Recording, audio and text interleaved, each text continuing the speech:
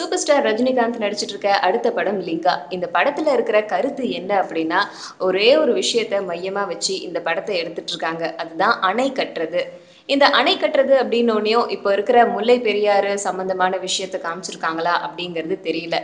ரீசெண்டா முல்லை பெரியாறு பிரச்சனை சம்பந்தமா சுப்ரீம் கோர்ட் தமிழகத்துக்கு ஆதரவா தீர்ப்பு வழங்கியிருக்கு. இதனால கேரளால இருக்கிற எல்லாருமே கொஞ்சம் கோபத்துல இருக்காங்க. அந்த மாதிரி நேரத்துல லிங்கா படத்துல வர்ற சம்பவங்கள், லிங்கா படத்துடைய மைய கருத்து எல்லாமே அணை கட்டுறது சம்பந்தமா இருக்கே. ஒருவேளை இது முல்லை பெரியாறு சம்பந்தமா இருக்குமோ இந்த படம் அப்படிங்கிற டவுட் எல்லாருக்குமே இருக்கு. இது தொடர்பா கேள்வி கேட்டா படத்துடைய குழுவினர் யாருமே பதில் சொல்றதுக்கு மறுக்கிறாங்களாம். ஏற்கனவே இந்த படத்தை கர்நாடகால படமாக்கப்பட்டு இருக்கும் போது இந்த படத்துக்கு ஏகப்பட்ட எதிர்ப்புகள் வந்திருக்கு. இந்த இடத்துல இதை படமாக்க கூடாது அப்படிங்கிறதுக்காக. ஏன்னா காவிரி ஆறு சம்பந்தமா ரஜினிகாந்த் கர்நாடக மக்களுக்கு ஆதரவா பேசல அப்படிங்கிறதே பெரிய கோவமா இருந்தது.